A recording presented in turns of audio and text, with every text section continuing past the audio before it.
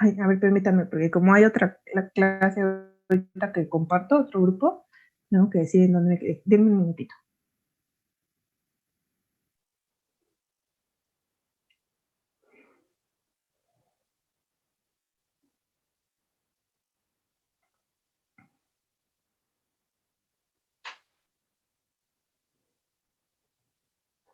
Ok, ya.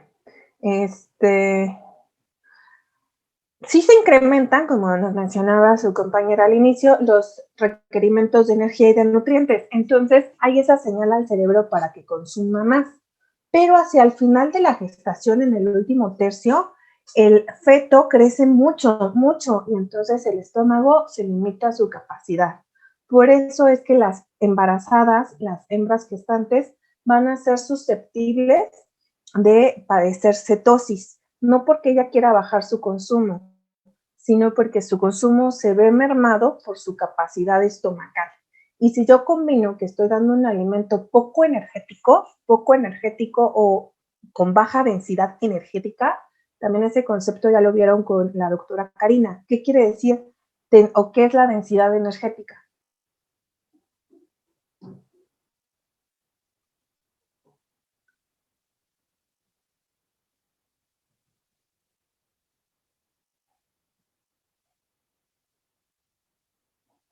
No me adelanto tantito, la densidad energética es la cantidad de energía en un volumen determinado. Entonces, tenemos alimentos muy bajos en densidad energética, sobre todo entre más humedad tenga un alimento, menor es su densidad energética. Necesito mucho volumen para llenar mis necesidades energéticas. En mucho volumen tienen poca energía, como los pastos frescos. En cambio, los concentrados se llaman concentrados, bueno, son mezclas de cereales y esos tienen mucha energía en poco volumen.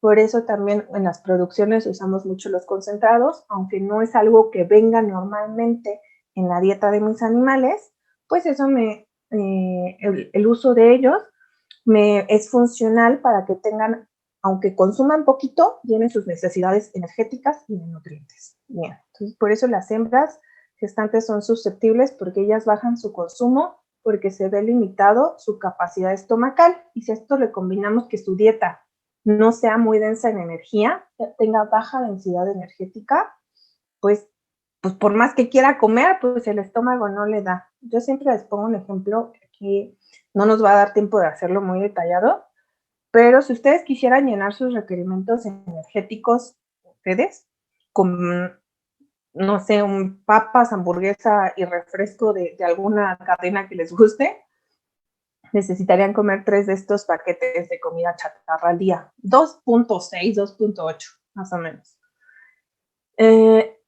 ¿Los pueden comer? Yo creo que la mayoría sí. Pero si quisieran llenar sus requerimientos energéticos con pepinos, son 26 kilos de pepino. Es la misma cantidad de energía que traen 26 kilos de pepino, traen 3 tríos de comida rápida, 2.5 incluso tríos de comida rápida. Entonces, vean la diferencia, eso es densidad energética. La comida chatarra es muy densa en energía, el pepino es muy bajo en densidad energética. Vale, entonces, justo decíamos esto, me adelanté un poquito, que la hembra gestante, como tiene esa cría que va a crecer, sobre todo en la mayoría de los mamíferos, no en todos, pero en la mayoría de los mamíferos, el último tercio es donde se da el máximo crecimiento fetal y también es cuando se incrementan más los requerimientos energéticos y de nutrientes. Pero en este caso, como estamos hablando de rumiantes, el rumen va a tener una capacidad muy limitada. Por ende, la dieta debería modificarla y darle alimentos más energéticos, pero teniendo mucho cuidado para no causar una acidosis ruminal. Entonces, en esta gráfica vamos a ver cómo el útero va a ir, aquí estamos en el parto, inicia en el parto, entonces cómo el útero va a ir involucionando. Recuerden, seguro ya lo vieron en anatomía, que el útero es de los pocos órganos que involuciona, es decir, otra vez va haciéndose chiquito, chiquito después del parto, y conforme el útero va involucionando en esta etapa posterior al parto que se le conoce como puerperio, puerperio, es la etapa posterior al parto que tienen las hembras, cuarentena para los seres humanos, pero bueno, es el término que usamos normalmente, cuarentena, después de la gestación, pero el término adecuado sería un puerperio, que incluso en humanos también se usa, que es cuando va involucionando el útero, y si va involucionando el útero, en el caso de nuestros rumiantes, va teniendo mayor espacio el rumen. Entonces vamos viendo cómo poco a poco, esa capacidad ruminal va siendo mayor, mientras que el rumen, digo que el útero va involucionando después del parto. Entonces el volumen ruminal va a ser muy importante porque me determina la cantidad de alimento que puede consumir, consumo de materia seca. Entonces, ¿por qué decíamos que también les pasa a las hembras durante la lactancia? ¿Por qué creen?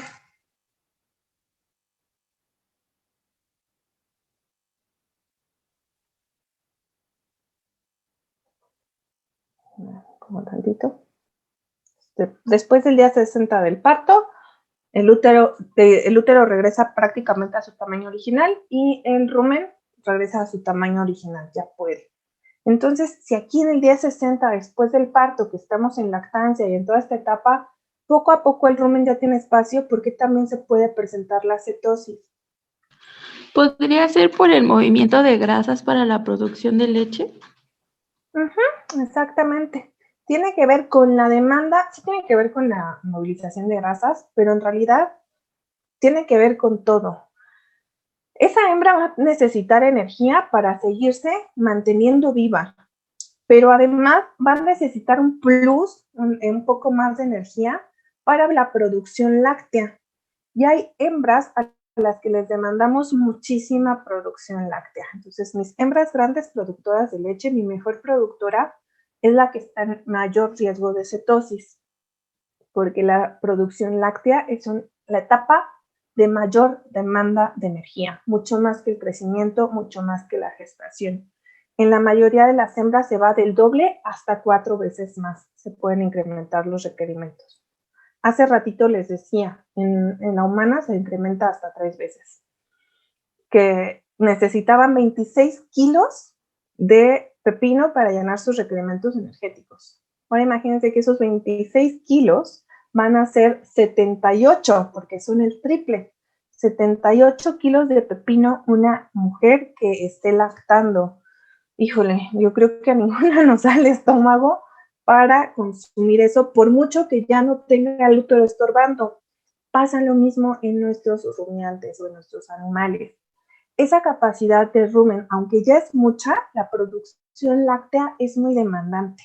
Entonces, justo vamos igual aquí a ver esta otra gráfica, que tenemos el parto, tenemos en rojo el volumen del rumen, en la línea negra está la curva de lactación. La lactancia o la secreción láctea empieza poco a poco, hasta que llega a un punto máximo, ¿bien? Más o menos es en el día 60, en el caso de bovinos, y después va disminuyendo.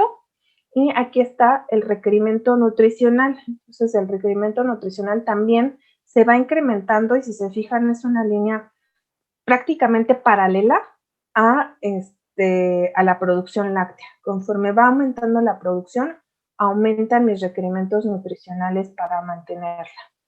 Y si están aumentando, tengo que sacar más energía, obtener más energía. ¿Cuál es la reserva de energía del organismo? Y hace rato también dijo muy bien su compañera, hay movilización de grasas. Porque la grasa es el tejido que va, su principal función, tiene muchas funciones, pero una de sus principales funciones es nuestra reserva natural de energía. Entonces esas se van a empezar a movilizar porque no va a alcanzar con lo de la dieta. Está la demanda que se movilizan grasas. Entonces ahí va el rumen poco a poco ganando capacidad, y pues sí, ya podemos tener un mayor consumo voluntario, pero a la par empieza la producción de leche a aumentar, y también empieza la movilización de grasas y los requerimientos de energía a aumentar. Si yo no logro cubrir los requerimientos de energía que se requieren para esa producción láctea con la dieta, va a empezar a mover. Casi siempre se mueven, movilizan grasas para poder llenar ese requerimiento energético. No es malo que se muevan, lo malo es que ese movimiento, que esa utilización de la grasa endógena sea como muy de golpe. Entonces, por eso también tengo que incrementar y mejorar la calidad de la dieta en una hembra gestante. ¿Sí? Y después, poco a poco, van disminuyendo. ¿Ok? Bueno. ¿Qué pasa cuando se movilizan esas grasas? Porque la dieta no llega a cubrir los requerimientos energéticos, sea porque está en la etapa de más alta demanda energética, que es lactancia, sea porque su capacidad uterina no le da para comer lo que ella quisiera, sea porque es un animal gordo que dejó de comer por alguna razón, o un animal muy delgado que no come lo suficiente para llenar sus requerimientos energéticos. Estas 4 situaciones son las que nos van a llevar a que se movilicen las grasas. Un balance energético negativo en todos los casos. ¿Por qué los gordos están en mayor riesgo y no un animal que esté en condición corporal ideal? Porque el gordo tiene más grasa que movilizar. ¿Okay? Por eso los animales gordos que dejan de comer o que no están cubriendo sus requerimientos energéticos con la dieta son los que van a movilizar grasas. Ok, entonces cuando se movilizan las grasas, tenemos que lo primero que sucede es una ruta metabólica llamada lipólisis. ¿Qué pasaba en la lipólisis y en qué célula pasa? ¿Se acuerdan?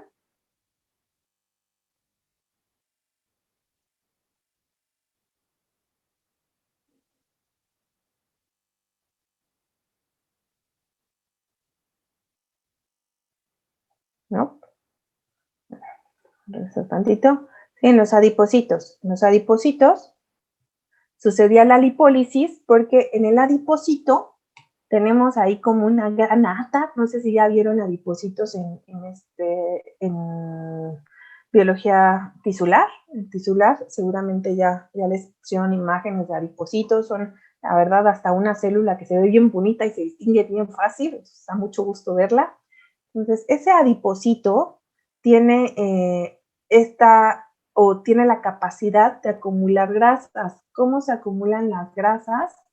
En el organismo en forma de triacilglicéridos. Entonces, todo esto que está en blanco en el adipocito, están esos triacilglicéridos, que es un glicerol con 3 ácidos grasos, ¿okay? Unido a 3 ácidos grasos.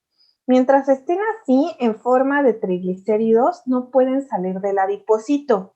Necesito que haya lipólisis. ¿Quién llevaba a cabo esa lipólisis? Una enzima llamada lipasa sensible a hormonas. Lipasa sensible a hormonas está aquí en el adipocito, aquí adentro, pero está inactiva. ¿Cuándo se inactiva esa lipasa sensible a hormonas? Cuando haya un balance energético negativo y la pueden activar diferentes hormonas, como el cortisol, como la adrenalina, la noradrenalina, la hormona del crecimiento y el glucagón. Entonces, estas hormonas van a estimular a esa enzima, a esa lipasa sensible a hormonas que están en el adipocito y rompe los enlaces que hay entre glicerol y ácidos grasos. Una vez que glicerol y ácidos grasos ya están separados, veanlos, acá están, se van a movilizar, van a salir del adipocito si están separados. Si están unidos, no puede salir en forma de triglicérido. Se separa, el glicerol puede viajar solito por circulación para llegar al hígado y hacemos con el gluconeogénesis, pero los ácidos grasos, que son ahorita los que me importan, van a unirse a una proteína del plasma que era la albúmina sérica. Se unen a la albúmina sérica, llegan al hígado y en el hígado esos ácidos grasos van a sufrir beta-oxidación. Claro, en este cuento está bien fácil, pero ustedes ya vieron que no es automático, lo vieron también en el metabolismo de lípidos. ¿Qué le tenía que pasar a este ácido graso para entrar a beta oxidación? ¿Alguno se acuerda?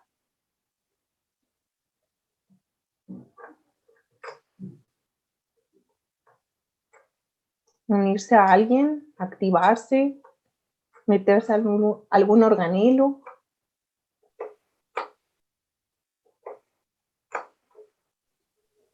Sí, se tenía que unir el acetilcoenzima A, ¿no? Acetilcoenzima, para volverse así. Si decimos acil, estamos hablando de un ácido graso, entonces se unía nada más a coenzima A para convertirse a acilcoenzima A. Ok, hasta ahí vamos bien, Daniela.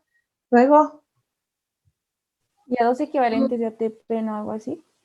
Para esa unión se gastaban lo equivalente a 2 ATPs.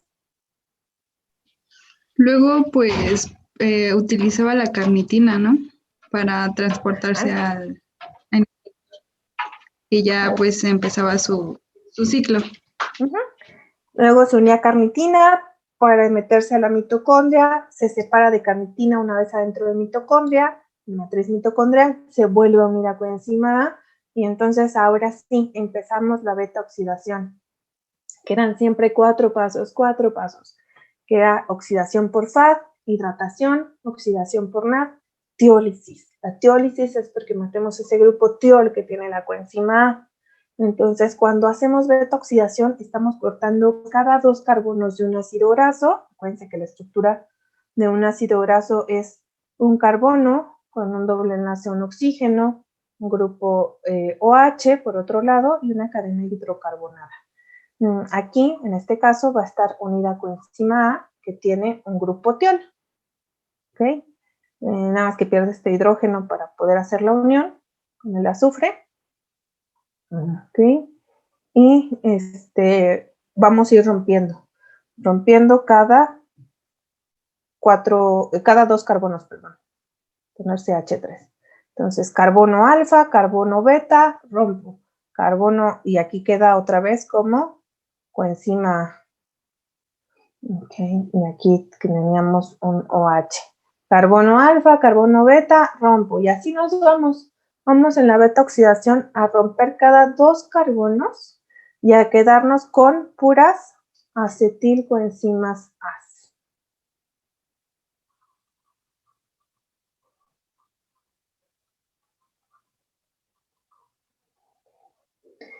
Esas acetilcoenzimas A están formándose ¿en qué órgano? Esos ácidos grasos que salieron del adipocito, viajaron en la sangre por albúmina sérica hasta llegar ¿a qué órgano quedamos?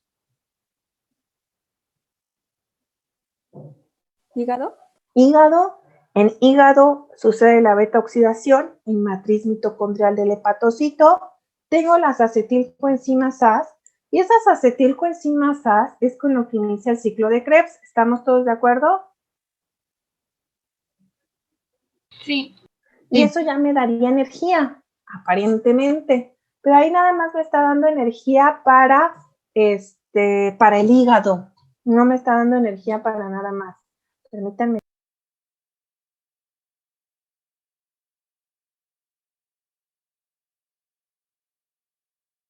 Ok, entonces, esa acetilcoenzima A podría entrar ya a ciclo de Krebs, porque el ciclo de Krebs también se lleva a cabo en matriz mitocondrial. Entonces, aparentemente ya estamos logrando el objetivo, que era obtener energía.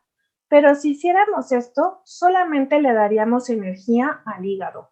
Y por eso, esas acetilcoenzimas A van a formar unas moléculas llamadas cuerpos cetónicos, porque el hígado tiene las enzimas para sintetizar a los cuerpos cetónicos, pero carece de las enzimas para utilizarlos. Entonces, los forma para poder sacarlos del hepatocito hacia circulación y luego las diferentes células los toman y los destruyen hasta convertirlos otra vez en acetilcoenzima A y ahora sí entrar a ciclo de Krebs, pero de otra célula. Nada más es una forma, los cuerpos cetónicos, de empaquetar esas acetilcoenzima A para que vayan a otras células. Entonces, acetilcoenzima A, ¿cuáles son sus destinos que se forman beta oxidación? Gluconeogénesis, podemos empezar gluconeogénesis con acetilcoenzima A. Recuerden que gluconeogénesis es el ciclo de Krebs más una glucólisis inversa, transformarlos en glucosa. Ciclo de Krebs, pero aquí solamente le daríamos energía al hepatocito o lo que acabamos de decir, síntesis de cuerpos cetónicos o cetogénesis. Okay, entonces ahí se forman los cuerpos cetónicos, que son 3. Acetoacetato, beta-hidroxibutirato y acetona, mis 3 cuerpos cetónicos.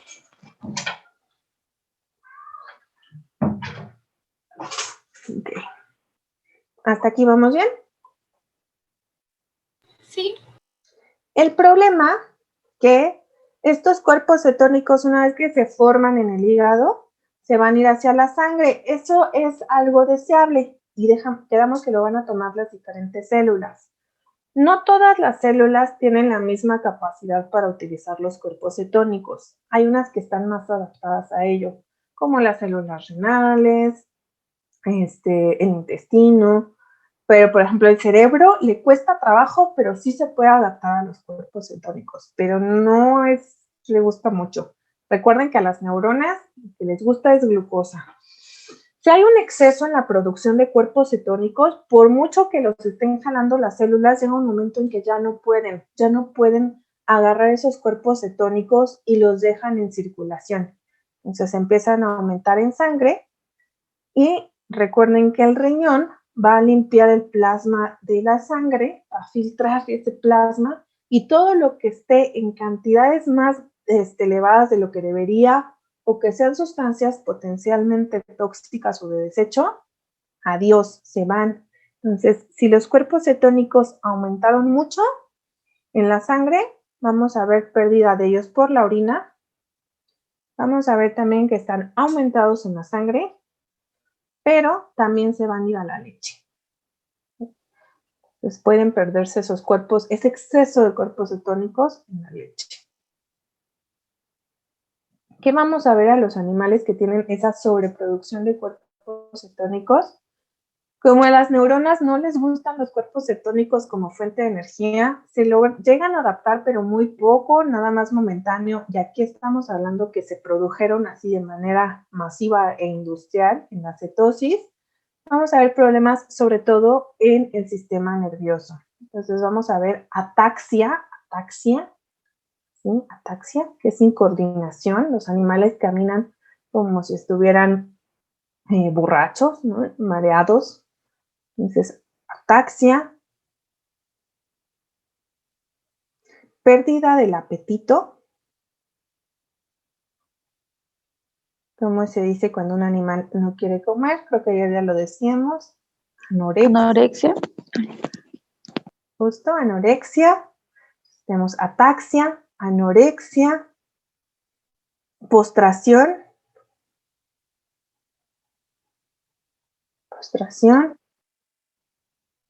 El animal no quiere, se rehúsa a levantarse. Baja en la producción porque no hay energía suficiente, así está muy evidente. Baja en la producción. En algunos casos vamos a encontrar que se inflama el endotelio la parte interna o la mucosa de la uretra, la mucosa uretral, y también esos cuerpos cetónicos pueden causar cambios en el pH y proliferación de ciertos microorganismos en la uretra. Y eso puede, sobre todo en machos, obstruir. Vamos a hablar también de algo así en las intoxicaciones, que le pasa mucho a los bovinos machos, pero vamos a encontrar infecciones urinarias,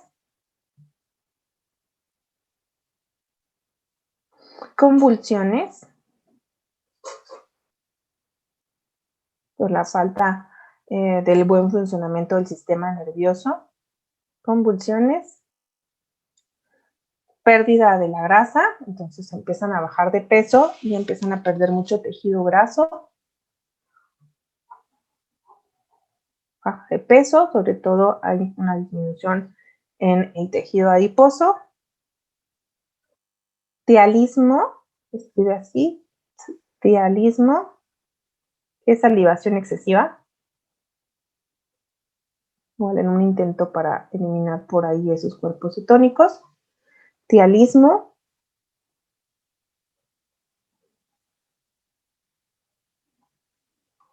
Aborto.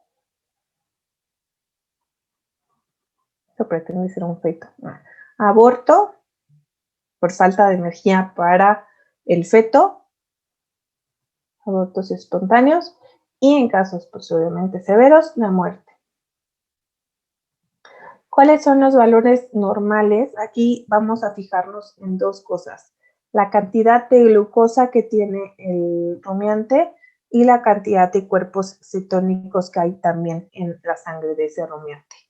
Si los cuerpos cetónicos están aumentando, vimos que es porque falta energía. Entonces, ¿cómo creen que esté esa glucosa? ¿Alta o baja? Baja. Baja. Ok, entonces aquí vienen los valores. Para ovinos y para bovinos, valores normales de glucosa en sangre y de cuerpos cetónicos. Hasta cierto punto es normal que los rumiantes sinteticen cuerpos cetónicos debido a que el rumiante va a fermentar sus alimentos previo a la digestión. Como los fermenta, se crean mis tres AGVs, mis tres ácidos grasos volátiles. Y hemos visto que el propionato, ya lo hemos mencionado muchas veces, que el propionato, que es uno de mis AGVs, es mi ácido graso netamente glucogénico. Si el rumiante tiene glucosa en la sangre, es gracias a que ese propionato entró a gluconeogénesis. Y mis otros dos AGVs, que son acetoacetato y beta-hidroxibutirato, pueden sintetizar cuerpos cetónicos para dar energía a ese rumiante. Entonces, si se fijan, es normal que el rumiante tenga cuerpos cetónicos, cosa que en otras especies no es nada normal, ¿no? Que se produzcan cuerpos cetónicos. En el rumiante sí, pero de todas maneras siempre está más elevadita ligeramente la glucosa, en el caso de los ovinos. Vean, en los casos de los bovinos, si los cuerpos cetónicos son muy bajos comparado con la cantidad de glucosa. Pero si estamos ante un problema de cetosis, vamos a ver que disminuye la glucosa, esta glucosa disminuyó, y en el caso de los cuerpos cetónicos aumentan. ¿Cuándo puedo hablar de cetosis? Cuando tengo estos valores en borrego, 1.38 milimoles por litro de glucosa, por litro de sangre, tengo de glucosa, cuando tengo de glucosa 1.38 milimoles por litro de sangre, empiezo a decir, ya está con hipoglucemia. Y además los cuerpos cetónicos se encuentran mayor a 6.5 milimoles por litro de sangre, ya me preocupa. Y en los bovinos, cuando baja la glucosa de 50 a 28 y aumentan los cuerpos cetónicos de 3 a 41. Entonces, cuando se incrementan cuerpos cetónicos y baja glucosa es cuando puedo hablar de cetosis. Y si se fijan, hay un daño muy importante al sistema nervioso. Hay un cambio en el pH también de la sangre. Se acidifica la sangre, entonces podemos tener una acidosis metabólica con todo lo que ustedes ya han visto en fisio o verán en fisio de que puede ocasionar las acidosis metabólicas. Eso es lo que pasa con las dietas cetogénicas hasta cierto punto. Entonces, por eso, bien hecha no debería por qué causarnos una cetosis, pero mal hecha causaría una cetosis. En rumiantes, les digo, es más común porque de por sí ellos tienen muchas de las enzimas para crear cuerpos cetónicos o más activas esas enzimas. ¿Listo? Sí. También eso es lo que pasa en diabetes, con las personas diabéticas o con los animales diabéticos. Bien, ¿qué puedo hacer para mi animal que tiene cetosis? Voy a dar propilenglicol o glicerina que le ayudan a sintetizar, ¿no? A hacer gluconeogénesis y a evitar, a mejorar la utilización también de la glucosa o darle glucosa como tal. Les digo, tratamientos no nos vamos a meter mucho, pero esto mejoraría. a mi animal. Entonces sí se puede tratar la cetosis, de hecho se tratan. Ahí sí no es como de, rastro. Entonces se tratan las cetosis. Ok. ¿Hasta aquí alguna duda de cetosis? No. El resumen de cetosis le da sobre todo a animales que son grandes productores, muy delgados, gordos, la enfermedad de los gemelos, porque le da a mis bovinos que tienen esa gran demanda de energía. Si esto lo combino con gestación, en donde disminuye la capacidad abdominal, y con alimentos de baja calidad y un animal anoréxico, como se niega a comer, ese animal no está recibiendo suficiente energía, estamos en un balance energético negativo, ocasionamos que se movilicen las grasas, y esa movilización de grasas nos va a llevar a formar cuerpos cetónicos, que se aumentan de golpe en la circulación, no pueden ser utilizados por las células, y entonces se quedarían en sangre, pero también se expulsarían por orina y por leche. Que vamos a ver sobre todo problemas neurológicos, acidosis metabólicas, ataxias, incoordinaciones, postraciones, tealismo, muerte, aborto. Entonces no es nada bueno. Bueno, aquí seguía la explicación y yo ya se la di. Bueno, me adelanté tantito. Bien.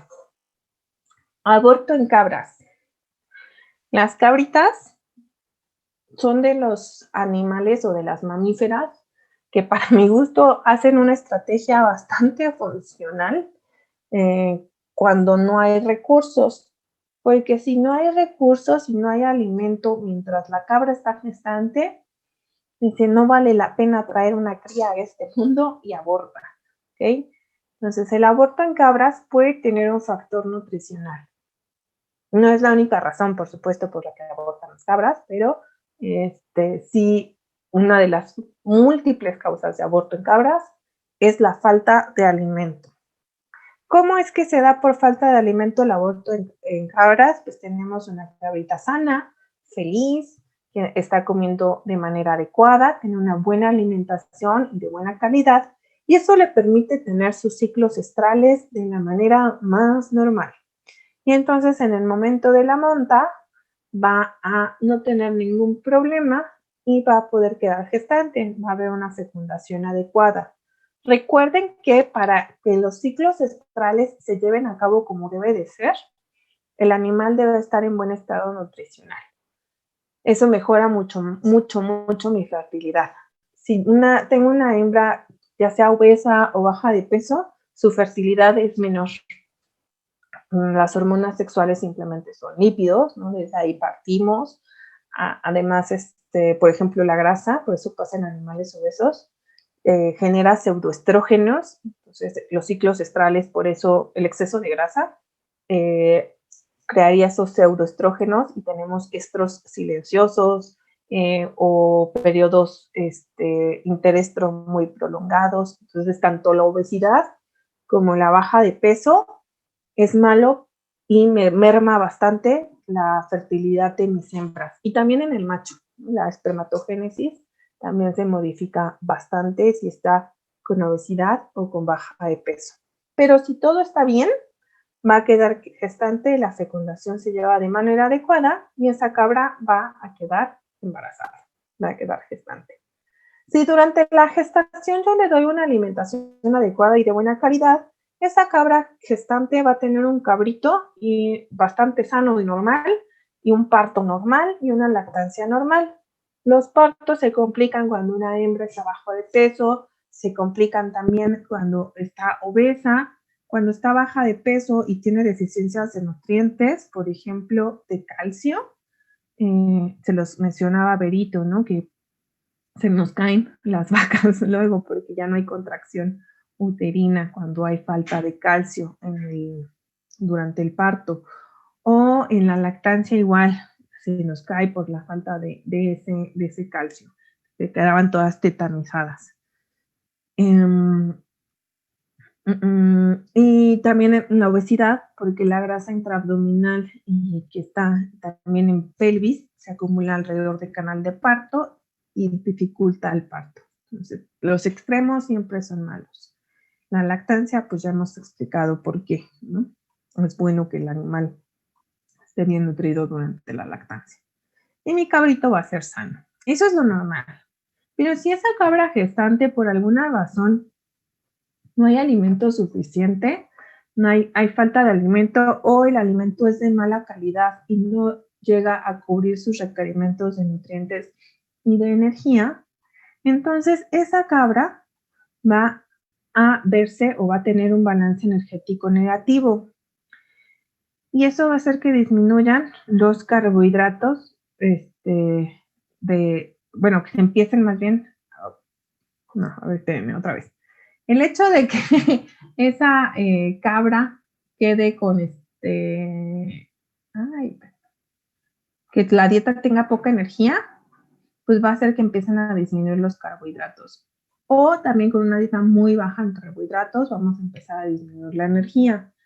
No es que los carbohidratos sean la única fuente de energía, pero sí es la que se usa siempre en primer lugar.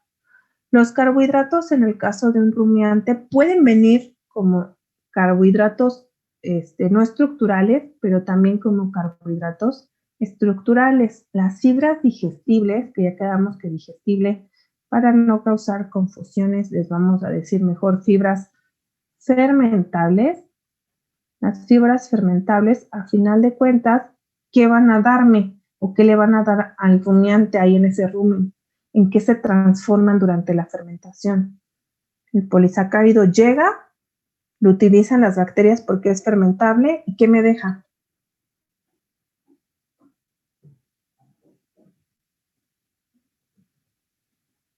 Esa celulosa que es fermentable, llega al rumen, ¿qué es lo primero que le hago a esa celulosa que le hacen las bacterias? Unas que se llaman celulolíticas. Las convierte en ácidos grasos volátiles, ¿no? Pero antes de todo eso, es todo un proceso. Ayer vimos todo el proceso de fermentación, hasta se los escribí así con flechitas. Tengo el polisacárido antes del lactato. Monosacárido, exactamente. Un polisacárido lo voy a volver monosacárido. Entonces, a final de cuentas, ya tengo ese carbohidrato. Entonces, cuando hay baja en la energía de la dieta, ya sea porque todos los nutrientes estén bajos, porque esté bajo en carbohidratos o porque esté bajo en fibra fermentable, esa fibra fermentable al rumiante sí le da energía por ese proceso de fermentación, es cuando voy a tener el problema. ¿Qué sucedería? Exactamente lo mismo que vimos en cetosis. Si no hay energía suficiente en mi dieta, entonces lo que voy a hacer es lipólisis y después de esa lipólisis que sucede en el adipocito, vamos a llegar a hígado y en hígado con los ácidos grasos se van a hacer beta-oxidación para formar acetilcoenzimas AS. Y estas acetilcoenzimas AS, también lo dijimos, tienen varios destinos. Ciclo de Krebs. ¿Okay? Pero el ciclo de Krebs no es infinito. El ciclo de Krebs, como depende de enzimas, las enzimas son saturables. Si se satura el oxaloacetato, ¿sí? El oxaloacetato, que es perdón. El oxaloacetato es quien se une a acetilcoenzima A para entrar al ciclo de Krebs. Si no hay oxaloacetato suficiente o no hay la enzima que hace esta unión, si se satura, es la citrato sintasa, entonces no se lleva a cabo el ciclo de Krebs. Nos siguen sobrando acetilcoenzimas A y ¿qué hacemos con ellas? Cetogénesis. Entonces creamos a nuestros cuerpos cetónicos y se fijan, vamos muy igualito que en cetosis hasta este punto. Bajó la energía, esa hembrita estaba gestante y entonces se forman, si no hay energía suficiente en su dieta, se empiezan a formar cuerpos cetónicos. Acetoacetato, beta-hidroxibutirato y acetona.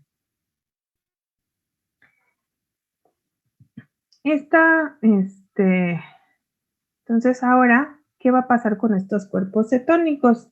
Pues van a salir a circulación y van a ir van a ser tomados por las diferentes células que los pueden utilizar, pero estos cuerpos cetónicos ocasionan estrés. el hecho de que haya en la sangre estos cuerpos cetónicos va a estimular la producción de hormonas del estrés. ¿Qué hormonas del estrés? Adrenalina y corticosteroides en general. Adrenalina y córticos. Esta adrenalina y estos corticosteroides, bueno, también vamos a tener producción de estrógenos y prostaglandinas por el estrés.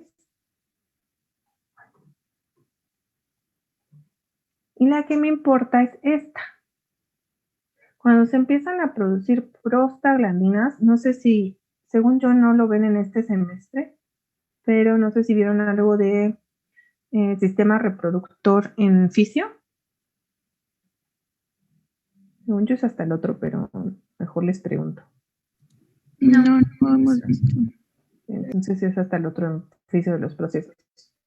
Bueno, pero lo van a ver en fisio de los procesos, lo van a ver en repro. Las prostaglandinas se encargan, una de las prostaglandinas, porque hay de varios tipos, van a destruir o van a ocasionar la destrucción del cuerpo lúteo. ¿Saben lo que es el cuerpo lúteo? Sí. Ok. Entonces, Noemí fue la que nos dijo que sí, Noemí, ¿verdad? Sí. Ok, Noemí, ¿qué es el cuerpo lúteo? Pues es el residuo como de sangre que queda después de que, bueno, es lo que va, si no hay una implantación de un embrión, es lo que se va como a romper y se va como a excretar y es lo que sale como consecuencia de la menstruación, ¿no? No. Algunos conceptos sí bien. Okay. La menstruación, por ejemplo, que somos pocas las hembras que tenemos ciclo menstrual en lugar de ciclo estral, es porque se nos desprende la capita interna, el tejido interno de nuestro útero, nuestro endometrio. Y eso es cuando no hay implantación en nuestro endometrio, pues lo estamos como generando cada mes, una nueva capita de endometrio. Entonces, no es la menstruación, pero lo que sí dijiste bien, el cuerpo lúteo, si no hay implantación, se destruye. Óvulo, tiene que ver algo con el óvulo, no es el óvulo. Recuerden que las hembras nacemos con todos los óvulos, no nacemos las hembras. Nacemos con todos los óvulos que vamos a tener para toda nuestra vida. Pero estos óvulos están empaquetados, voy a ponerlo aquí, como en una bolsita. Eso se llama folículo. Están relacionados con los folículos. Ándale, ya vamos un poquito más. No todos los óvulos, que parecen estos como ojitos o huevos estrellados, no todos los óvulos maduran. No todos los óvulos van a ovular. Tanto en el ciclo astral como en el ciclo menstrual, en las primeras etapas del ciclo, hay una maduración de los folículos. Los folículos van a ir madurando y creciendo. Entre más maduro esté un folículo, más se acerca a la superficie del ovario. Y entonces ahí en la superficie del ovario, cuando aumenta una hormona, que no nos vamos a meter ahorita eso porque no es tema de aquí, se va a romper el folículo y va a salir el óvulo. Pero el folículo reventado se queda aquí en la superficie. Ese folículo reventado primero es un cuerpo hemorrágico. Igual no quiere decir que eso salga, eso no es la menstruación. Cuerpo hemorrágico. Y ese cuerpo hemorrágico nada más dura unos cuantos días y después se transforma en un cuerpo lúteo. Dependiendo de la especie es cuánto dure el cuerpo hemorrágico, pero casi ninguna pasa de 2 días, ¿no? Casi ninguna especie. Luego se convierte en el cuerpo lúteo. Y el cuerpo lúteo se va a mantener hasta que termine el ciclo. Si no hubo fecundación, la fecundación se va a dar justo después de la ovulación. Si no hay fecundación del óvulo, el cuerpo lúteo se destruye. Después de la ovulación, por si sí o por si no, ¿qué tal si esta queda embarazada o queda gestante o no? El cuerpo lúteo se va a encargar de producir una hormona muy importante por si sí quedamos gestantes, o por si sí queda gestante cualquier hembra. ¿Qué hormona me ayuda a mantener la gestación? Está a favor de la gestación.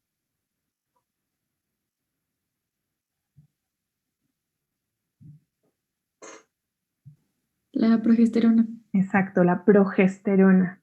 Entonces el cuerpo lúteo, por si sí o por si no, después de que se ovuló, ese folículo se convierte en el cuerpo hemorrágico, luego en el cuerpo lúteo, y el cuerpo lúteo empieza a producir progesterona, por si las dudas. Vemos que no hubo fecundación, que no hay implantación, que no hay un cigoto, pues me destruyo, ¿no? Y así iniciamos un nuevo ciclo estral o menstrual. Dependiendo también si son, hay hembras que son poliéstricas estacionales, es decir, tienen muchos estros en una estación. Entonces, nada más hay cierta época del año donde van a presentar estros y después no tienen ciclo estral. Hay otras que son poliéstricas continuas. Nosotras no tenemos estro, pero seríamos continuas. Siempre nuestros ciclos son continuos, no se interrumpen. Las perritas sí se interrumpen, las borreguitas sí se interrumpen. Todo eso lo van a ver ya entre fisio de los procesos y repro, van a ver esos temas. Pero la progesterona la inicia la producción del cuerpo lúteo y esa progesterona mantiene la gestación. Es una de las hormonas más importantes para mantener la gestación. En algunas especies prácticamente es la única que mantiene la gestación. Si sí hubo implantación, si sí hay fecundación, el cuerpo lúteo se mantiene toda la gestación, no se destruye. Entonces no podemos presentar un ciclo estral o un ciclo menstrual mientras estamos gestantes. Imposible, porque está este cuerpo lúteo produciendo progesterona, impidiendo que haya un nuevo ciclo y manteniendo la gestación. Pero este cuerpo lúteo se destruye por una hormona que es la prostaglandina, específicamente la prostaglandina E2. Entonces, la prostaglandina E2 es una de las hormonas que se produjo por el aumento de esos cuerpos cetónicos que ocasionaron estrés, va a destruir mi cuerpo lúteo. Entonces hay una luteólisis, ruptura o destrucción del cuerpo lúteo. Cuerpo lúteo cuando se destruye queda como un cuerpo blanco o albicans. Y esto ocasiona el aborto. Ya no hay quien mantenga la gestación. Si destruye el cuerpo lúteo, ya no hay quien produzca progesterona y entonces aborta. Otras hembras aguantan más el estrés que la cabra. Sin embargo, en todas las hembras gestantes, si hay producción de prostaglandina E2 y luteólisis, que puede pasar esto por estrés, puede haber abortos espontáneos. Pero en la cabra es muy sensible, con muy o sea, produce muy rápido ante estrés prostaglandina E2. Por eso se llama más en cabritas, pero en cualquier hembra puede pasar el aborto por esta situación. ¿Okay? Ahí está el resumen. No voy a dar todo el resumen, si no luego nos tardamos más. ¿Hasta aquí algún problema con aborto en cabras? No. Muy bien. Vámonos con otra enfermedad que es la lipidosis hepática, que a lo mejor la conocen como hígado graso, ¿no? Nada más que es como más correcto médicamente hablando decir la lipidosis hepática, pero es del hígado graso. Entonces tenemos, ¿qué pasa con esta lipidosis hepática? ¿Qué tenemos? Muchos lípidos acumulados en el hígado. Vamos a ver que también hay diferentes situaciones que nos llevan a esto y son muy similares de las que hemos visto hasta ahora. Si se fijan, con cetosis estábamos hablando de que había falta de energía y se creaban cuerpos cetónicos. Aborto en cabras, baja de energía, creación de cuerpos cetónicos que nos llevan a estrés, a producir prostaglandina y a destruir el cuerpo lúteo. En lipidosis hepática también se puede dar por una baja de energía, aunque no exclusivamente. Okay, entonces vamos a ver quiénes son susceptibles a tener lipidosis hepática. Tenemos animales tanto de... ¿quién dice?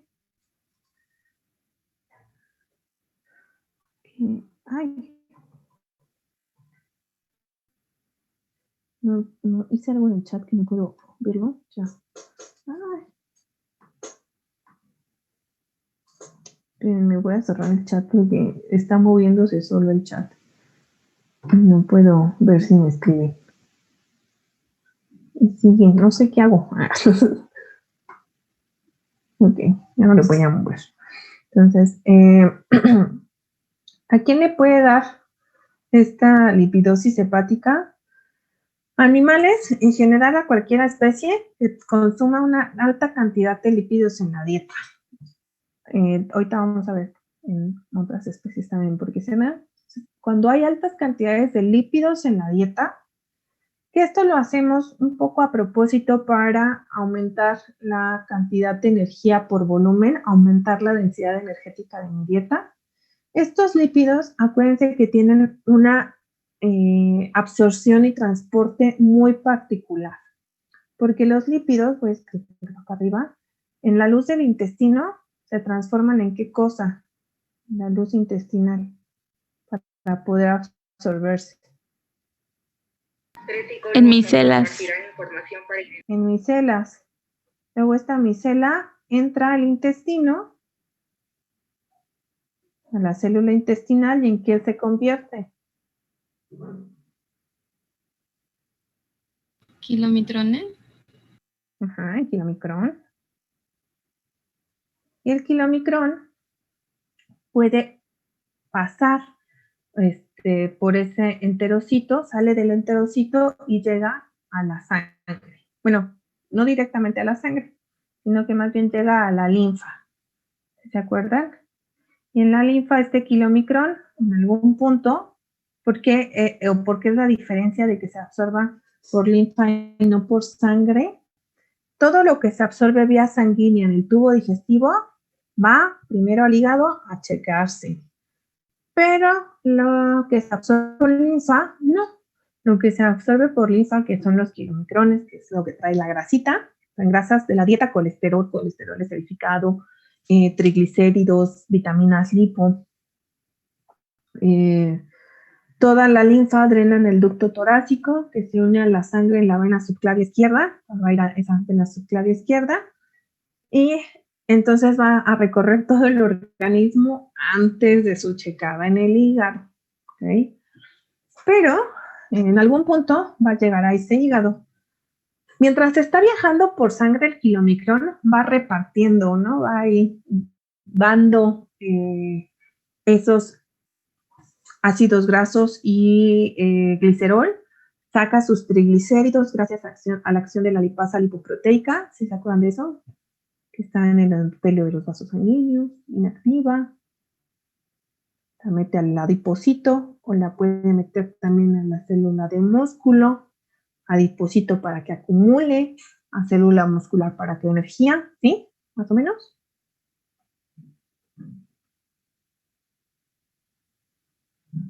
¿No? Bueno, en sangre va transportándose y va descargando triglicéridos ese kilomicrón, y cuando llega a hígado llega como kilomicrón ¿qué?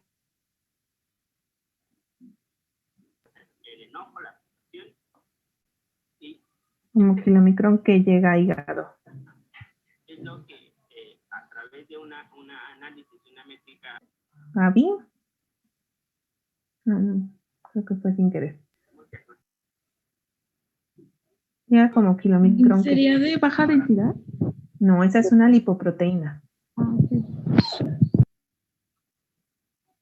Kilomicrón remanente. Porque fue descargando triacilglicéridos. Luego, Gaby decía algo de baja densidad. Luego en el hígado, tanto con las grasas endógenas como con las grasas que llegaron con el kilomicrón remanente, que son grasas de la dieta, se van a formar unas lipoproteínas. Las primeras que se forman son las lipoproteínas de muy baja densidad. Son de muy baja densidad porque tienen poca proteína y mucho lípido. El porcentaje de proteína que tengan es determina su densidad. No es que vayan perdiendo proteínas a lo largo de la circulación, las lipoproteínas, no la van a perder, lo que van perdiendo son lípidos. Yo siempre les pongo el ejemplo de que piensen en el metro. Bueno, en el metro previo a COVID y previo a su destrucción. Pero si yo les digo, y aunque no vivan por ahí, seguro lo saben, si Metro Pantitlán, lunes 7 de la mañana, 6:30 de la mañana, ¿cómo va? Muy lleno. Muy lleno. No nos vamos a poder subir. Entonces, esa es una lipoproteína de muy baja densidad. Piensen que el metro, los vagones, los asientos son la proteína y los humanitos somos las grasas, somos los lípidos. Si ese vagón del metro Pantitlán a las 7 de la mañana se llena, pues hay muy baja densidad de asientos, muy baja densidad de vagones para el chorro de humanitos que somos. Así igual la lipoproteína de muy baja densidad. Es muy poca proteína para el porcentaje de lípidos que hay, por eso es de muy baja densidad. Pero ese metro Pantitlán va avanzando, y cuando llegue al centro médico, pues seguramente ya se bajaron algunos lípidos de él, entonces su densidad cambió.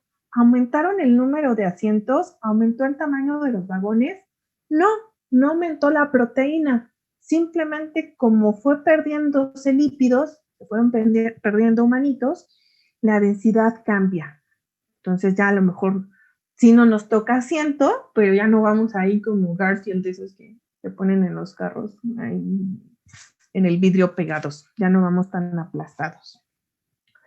Las lipoproteínas de alta densidad es todo lo contrario. Piensen en el Metro CU, un domingo a las 11:35 de la noche. ¿Habrá mucha gente en el Metro CU a las 11:35 un domingo? Pues lo más seguro es que no. Entonces tiene mucho espacio para la cantidad de lípidos que hay. Por eso las de alta densidad son las que pueden acarrear lípidos que están en los vasos sanguíneos.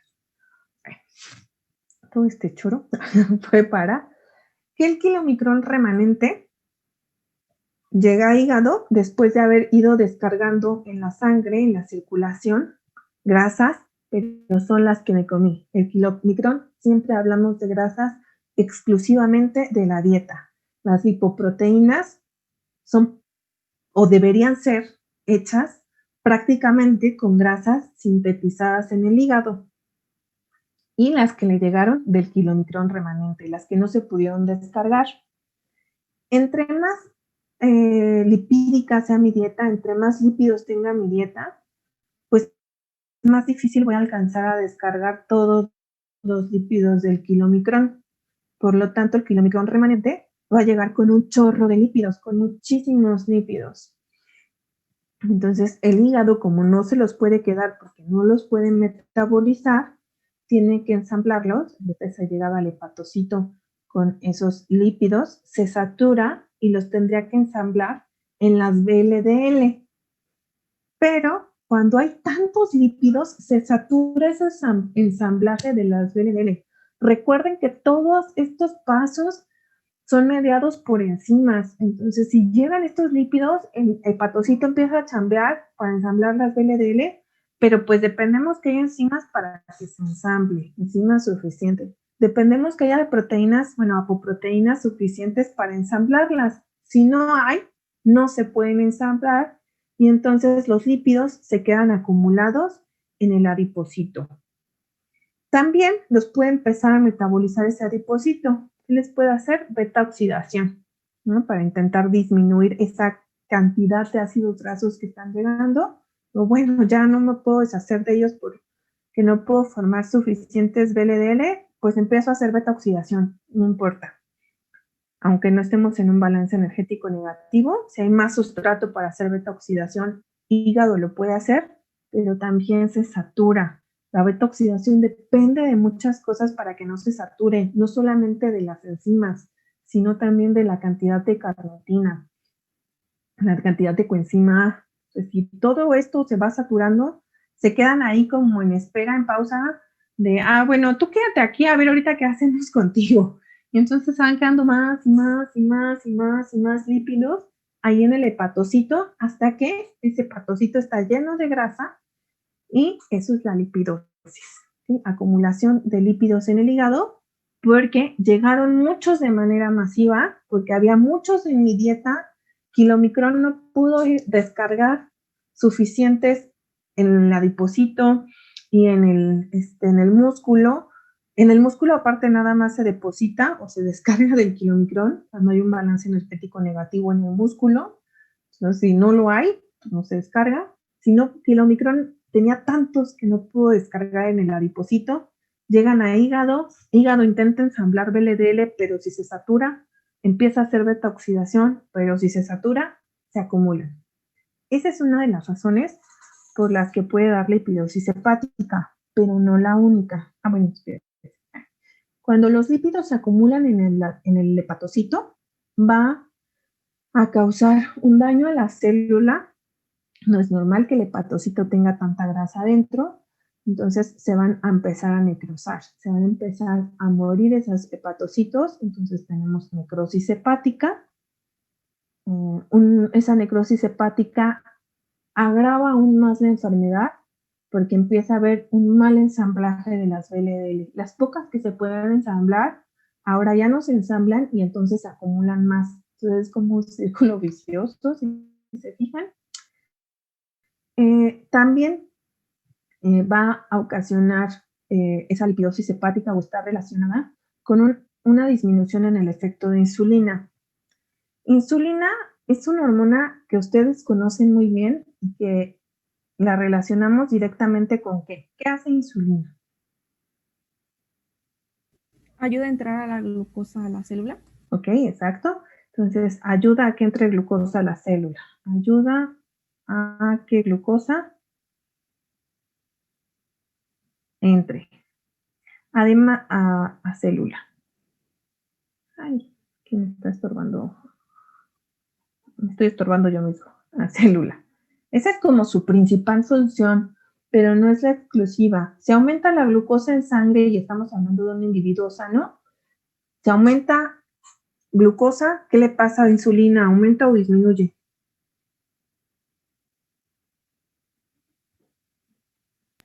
Disminuye. Disminuye, entonces si tengo más glucosa, voy a tener menos insulina y que la glucosa se mantenga en sangre. Aumenta. Aumenta, sí, exacto. Y entonces, entre más glucosa tenga, mayor, ay, escribo muy feo aquí, mayor será mi cantidad de insulina, mi secreción de insulina por parte de mis células beta. ¿Ok? Entonces va aumentando. ¿Cuándo aumenta la glucosa en sangre? De manera, digamos, normal. ¿Después de qué cosa?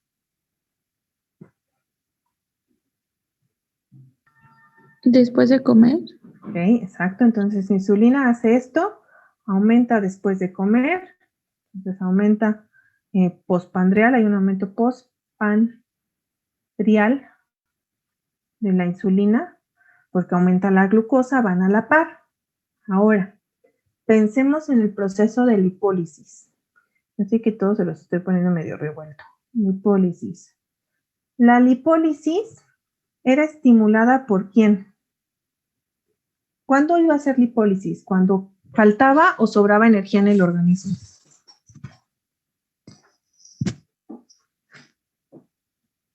Falta. Cuando falta energía, la lipólisis se activa.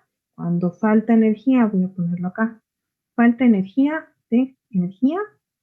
aumenta lipólisis.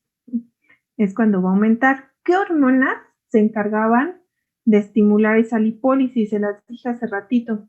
Cortisol. Perdón, mi gata me quitó el audífono. Cortisol, adrenalina, noradrenalina, pero también les dije otra, es el glucagón, que seguro ya la vieron en fisio. ¿Qué hace el glucagón?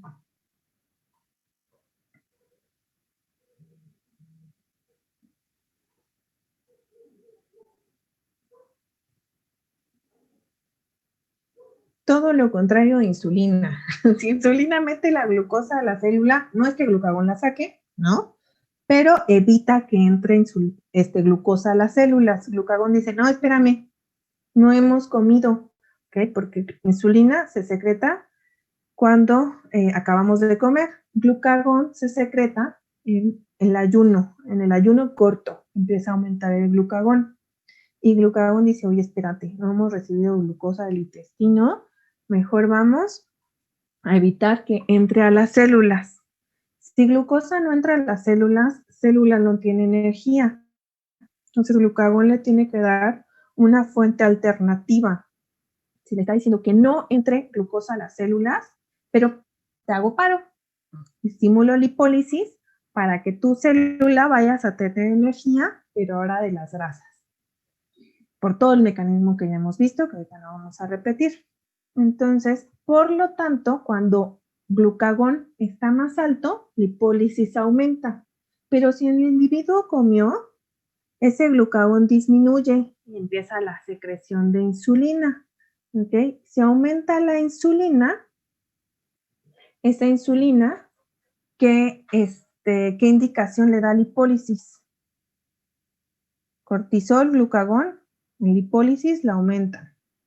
¿E insulina? Que disminuya. Exacto. Insulina inhibe la lipólisis. Si tengo insulina activa, si mis células tienen receptores para insulina, si mis adipocitos tienen receptores para insulina, entonces la lipólisis disminuye. Pero si disminuye el efecto de esa insulina porque no hay mucha, porque se produjo, pero está defectuosa, hay algún defecto en su producción, acuérdense que es una hormona proteica, entonces, por ejemplo, si tiene más aminoácidos o un aminoácido cambió, su efecto va a ser menor. Si el efecto de insulina es menor, no hay quien inhiba lipólisis. Insulina lo que hace es inhibir, aparte de esto, inhibe, era como el punto número 1 de lo que es insulina, pero también inhibe lipólisis. Si no hay quien inhiba lipólisis continúa. ¿Por qué daba la lipidosis hepática? Por esa llegada masiva de grasas al hígado. Si insulina ya no funciona, no se inhibe lipólisis y van a llegar muchas grasas al hígado. ¿Vale? Ya sea porque no se produzca o porque disminuyó sus efectos.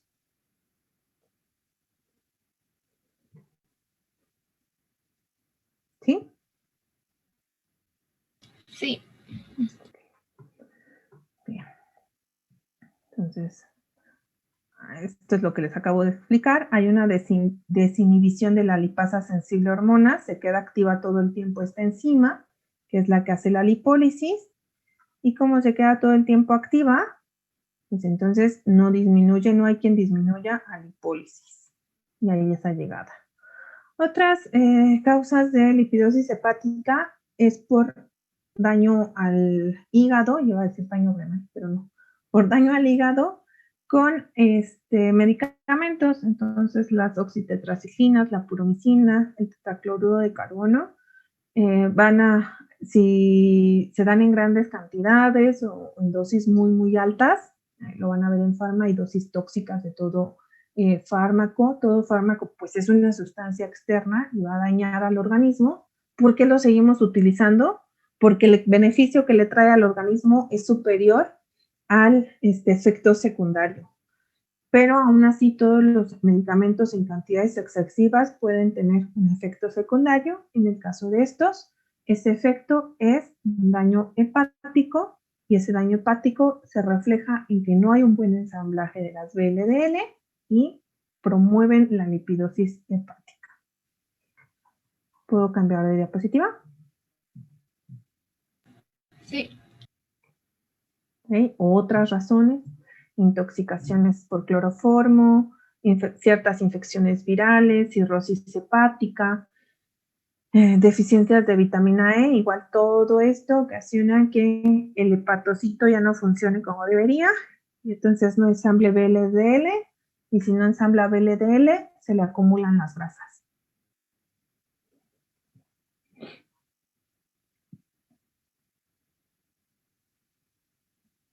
Me dicen cuando le pueda cambiar.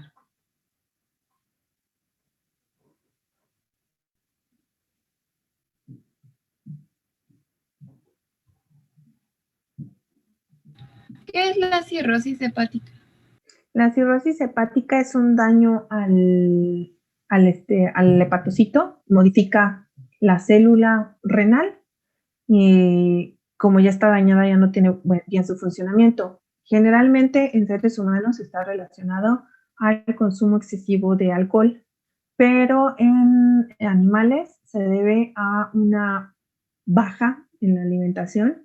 Si yo no doy suficientes nutrientes y una dieta adecuada, si doy una subalimentación, por decirlo así, si se fijan, pongo a trabajar más al hígado. Si no hay energía suficiente en mi dieta, hígado empieza a hacer un montón de rutas metabólicas. Beta oxidación, pero también gluconeogénesis, empieza a hacer cetogénesis, entonces empieza a hacer desaminaciones, transaminaciones, ciclo de la urea, tiene que trabajar de más y se dañan las células por esa sobrecarga.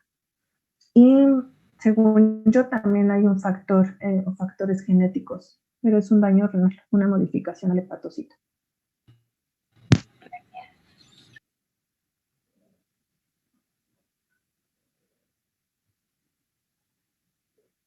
Okay. ¿Listo?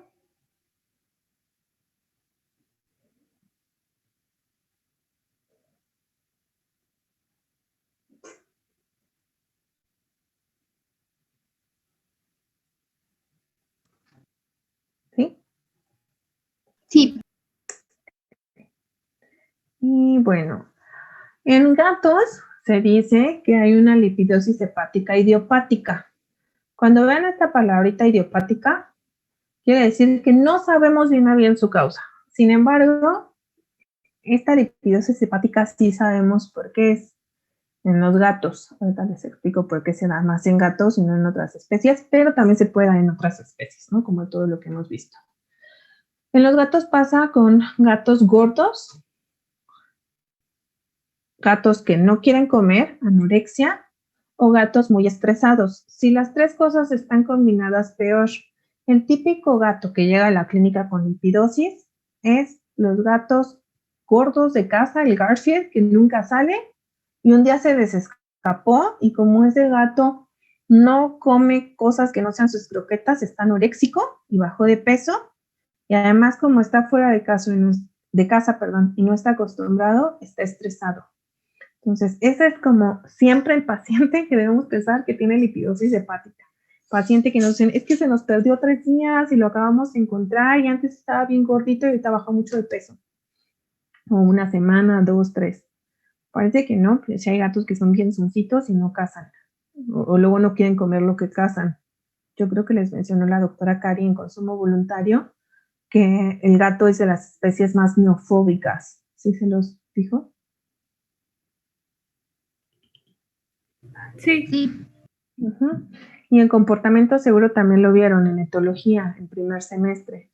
No les gusta lo nuevo en ningún aspecto, ni en comida, ni en cambios de casa, ni nada, ¿no? En cambios de rutina no les suelen agradar mucho. Entonces, ¿a qué se debe que ese gato, ya sea nada más que gordito o anoréxico o con estrés, presente la lipidosis? A lo que hemos visto hasta ahora.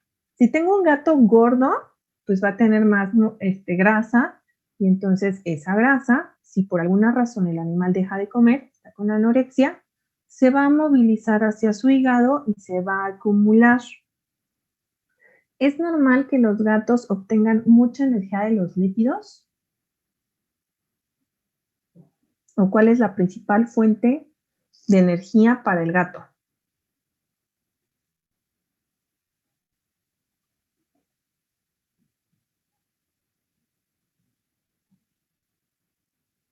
Vamos a ponerlo en otros términos. ¿Cuál es la principal fuente de energía para todas las células de cualquier especie? La glucosa. La glucosa. Esa glucosa puede venir de mi dieta. Si yo soy un pollo, si yo soy un cerdo, si yo soy un perro. Pero si yo soy un rumiante, esa glucosa no viene de mi dieta, viene de gluconeogénesis del ácido propiónico. Si yo soy un gato, esa glucosa no viene de mi dieta, viene de gluconeogénesis, pero que esa gluconeogénesis se hizo con qué cosa.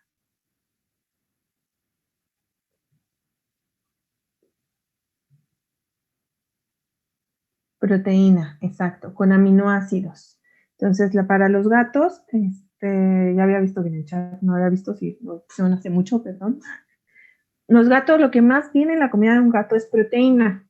Entre más carnívoro sea un animal, lo que más requiere es proteína, en segundo lugar grasas y en tercer lugar carbohidratos, porque es como tiene los nutrientes que tiene una presa completa. Proteína en mayor cantidad, grasas en segundo lugar, carbohidratos en tercero.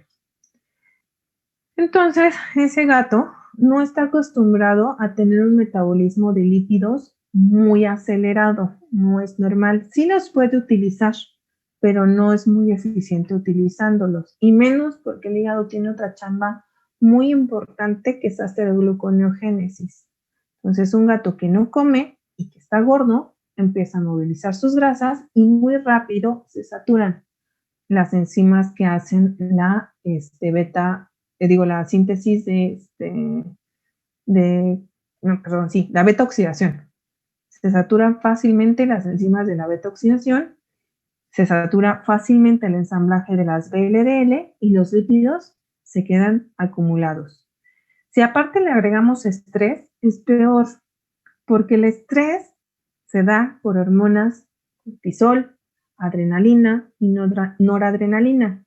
Y estas tres hormonas lo que ocasionan también es aumentar la lipólisis. Entonces habrá mayor llegada de lípidos al hígado por estrés, porque las hormonas del estrés estimulan la lipólisis.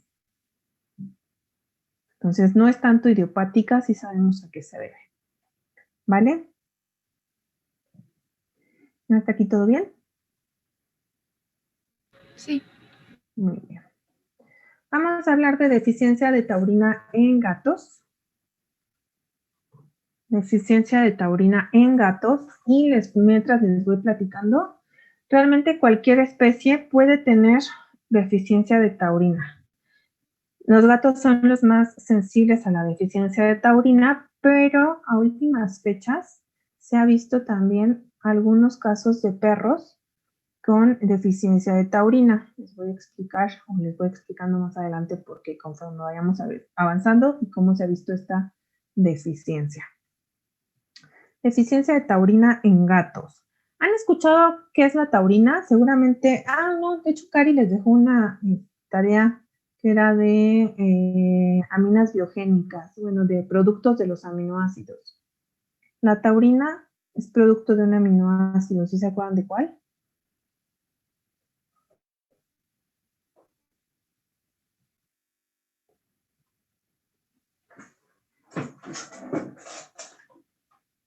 Cisteína, justo de cisteína. Cisteína, aminoácido no esencial. Cisteína, que es un aminoácido no esencial, ¿a partir de quién se sintetiza? Es de otro aminoácido. Metionina, justo metionina, que sí es esencial. Entonces, metionina, aminoácido esencial, que sí o sí debe de venir en mi dieta, sintetiza cisteína. Y cisteína va a sintetizar taurina. ¿Quién requiere taurina? Todos. Ustedes, una vaquita, un caballo, un perro. Todas las especies requerimos taurina y en todas las especies tiene la misma función. Nosotros que somos una especie que hace cosas muy ilógicas, ¿para qué tomamos taurina? ¿O en dónde podemos encontrar algo que tenga mucho taurina? Algo comercial. ¿En el Red Bull? En el Red Bull. Todas las bebidas energéticas tienen taurina. Entonces, ¿cuál es el eslogan de Red Bull? Red Bull te da alas. Red Bull te da alas. Entonces, ¿por qué nos da alas Red Bull y por qué estas bebidas energéticas nos van a, o las usamos mucho para despertar? Comida de gato, sí, también la comida de gato, pero bueno, eso no lo solemos comer los humanos. ¿Por qué nos despierta? porque la taurina ayuda a la contracción cardíaca. Nosotros, como somos una especie que sí producimos taurina, no la necesitamos en la dieta, pues cualquier extra que demos es un exceso, ¿no? Cuando yo tomo Red Bull, cuando yo tomo Monster, cualquiera de estas bebidas que trae taurina, es un exceso de taurina para mí. Y ese exceso de taurina va a hacer que aumente mi contracción cardíaca, aumenten mis latidos cardíacos. Si aumentan mis latidos cardíacos, aumenta la oxigenación de todo mi organismo y por eso dan ese efecto de despertarlos. Pero, pues ojo, si está aumentando mis latidos cardíacos, no es algo muy saludable que digamos. Ajá, te vas para el cielo, exacto. Y no me acuerdo si yo se los dije o no, pero los infartos, porque si aumenta mi frecuencia cardíaca, puede llegar a un punto en que me llegue a infarto o un paro cardíaco. Y los paros cardíacos son más fulminantes en las personas jóvenes que en los adultos mayores, curiosamente. Es como, entre más jovencito seas y te da un paro cardíaco, no hay mucho que hacer. Casi siempre son fulminantes y causan muerte inmediata. En los adultos mayores no. No es como a veces que, ay, es que el abuelito de fulanita o mi tío abuelo se infartó y sobrevivió. Es bastante normal que los adultos mayores sobrevivan a los infartos porque hay nuevos vasitos sanguíneos. Entonces, si por alguna razón ya no les llega irrigación al corazón, tienen vías alternas, son menos fulminantes en las personas mayores. Entonces, aguas, no tomen muchas de esas bebidas energéticas. Es más, procuren no tomarlas porque les hacen daño a sus corazoncitos. ¿Ok? Mejor duerman bien. Bien, entonces el gato, ¿por qué tiene problemas con la taurina? ¿O por qué es susceptible a la deficiencia de taurina y no otras especies? Quedamos que viene o se forma de un aminoácido de cisteína.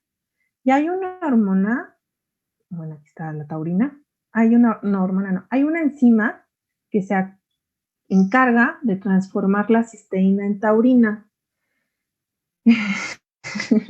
que es la descarboxilasa. Ay, Verónica, ya casi terminamos el semestre, no se preocupen. Aunque sea unas semanitas van a dormir. Bueno, tal vez un fin de semana van a dormir bien, no tanto una semana.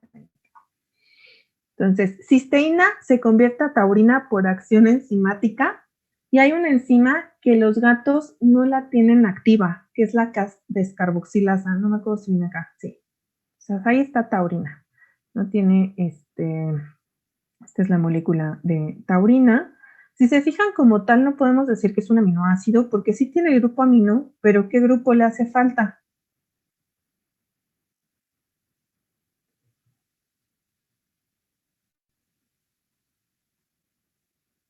Si se llama aminoácido, los aminoácidos, es porque tienen un grupo amino y un grupo carboxilo o ácido, ¿no? El grupo carboxilo también se le puede llamar grupo ácido. Entonces aquí le falta el carboxilo, ¿no? Ese COOH. Entonces por eso como tal no lo podemos llamar un aminoácido. Ahí está. La metionina en el organismo, que es esencial, nos forma cisteína. Obviamente es más complejo que esto, ya lo vieron con la doctora Karina.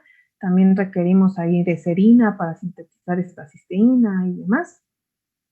Cisteína después se convierte en cisteín ácido sulfínico o Cas.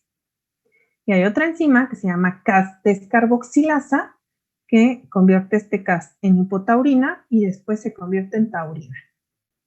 Esto lo hacemos todos los animales que no somos carnívoros estrictos. Pero los carnívoros estrictos, esta enzima no la tienen o la tienen en muy baja cantidad. Por eso es poco activa o tiene baja actividad.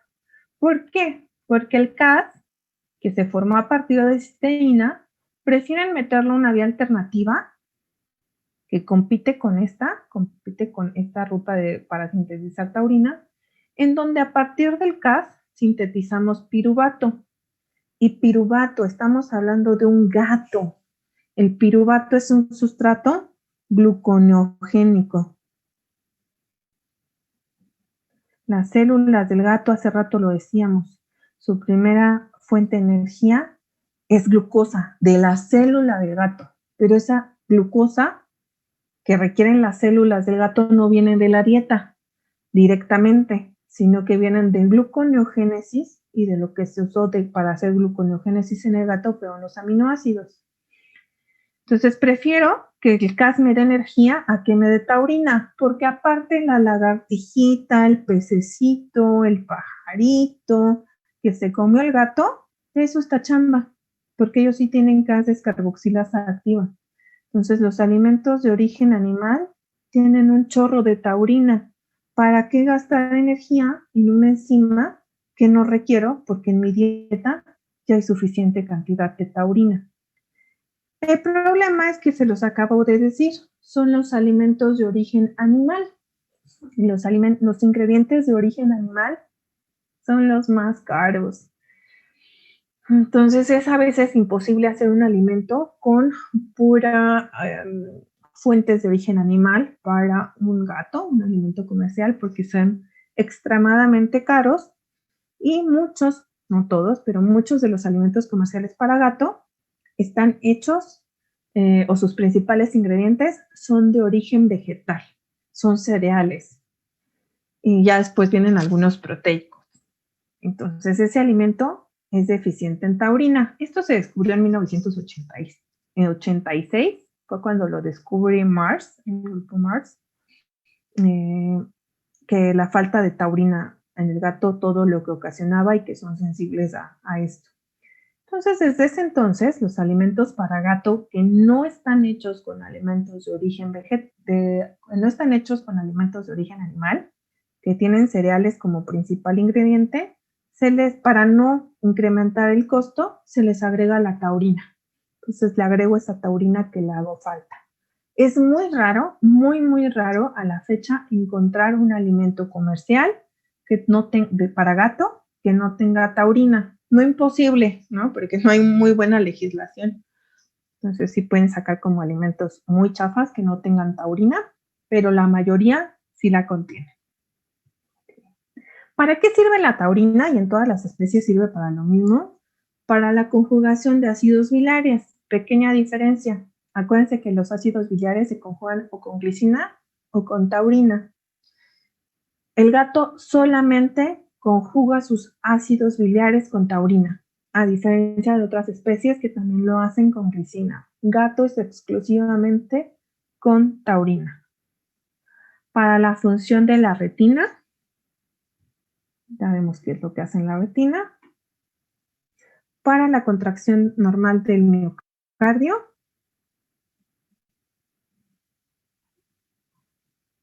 y para reproducción normal en hembras. Tiene otras funciones también, pero digamos que estas las principales.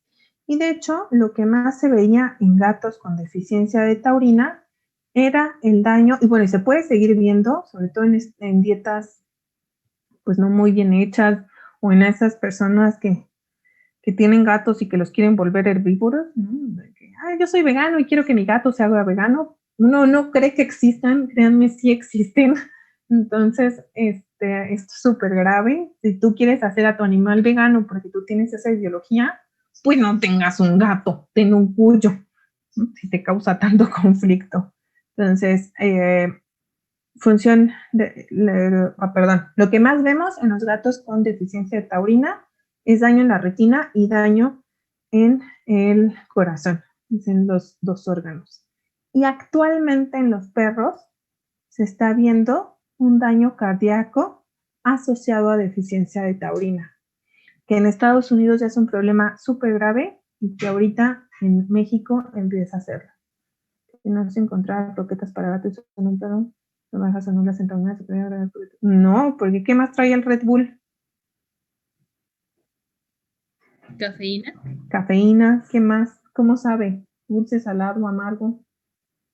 Dulce. Dulce, trae un chorro de carbohidratos y trae cafeína, que la cafeína es tóxica también para nosotros, pero los animales la suelen metabolizar más lento y es mucho carbohidrato para un gato, demasiados carbohidratos simples para un gato. Entonces sí, no.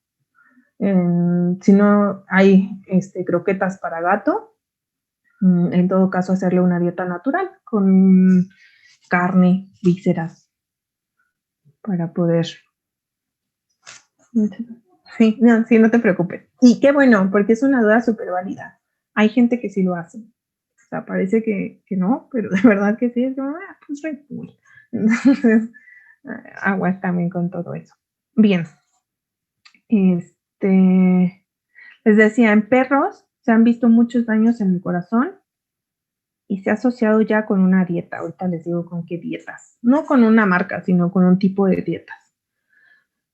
¿Qué hace en la retina esa taurina? En todas las especies, no solo en gato, solamente que gato es más sensible a su deficiencia, regula el flujo de iones de calcio y potasio entre las células fotorreceptoras y epiteliales pigmentarias. Déjenme ver porque ya se me está acabando la pila de la compu. Bueno, ya también se me va a acabar la clase. Entonces, la deficiencia de taurina, por esta razón, en la retina, lo que ocasiona, si quieren esto, me lo apunten, no se los voy a preguntar, es esto sí apúntenlo, la degeneración retiniana felina. Enfermedad muy común de ver en gatos que quieren hacer veganos, muy común de ver en gatos que no consumen croqueta para gato y que no comen carne, porque a lo mejor si come carne, pues bueno, no vamos a encontrar la deficiencia de taurina. Y esta degeneración retiniana felina, lo que podemos encontrar son rupturas y alteraciones de las células fotorreceptoras, porque acuérdense que ayuda a modular el flujo de iones en nuestras células fotorreceptoras, degeneración del tapetum lucidum, el tapetum lucidum, que yo creo que sí lo han visto, no directamente, pero es esa parte que está atrás del ojo, que permite ver a los gatos y a muchos animales cuando hay pobres condiciones de luz. Sobre todo a los animales que son nocturnos o cazadores, es en donde vamos a tener ese tapetum lucidum, que si le echamos la luz, se ven como verdecito, si echamos la luz en la oscuridad. Ese tapetum lucidum, que les debieron de haber visto en anato, permite que, aunque haya poca luz, ellos vean perfectamente bien. Disfunción visual en estados avanzados y ya muy, muy avanzados, ceguera.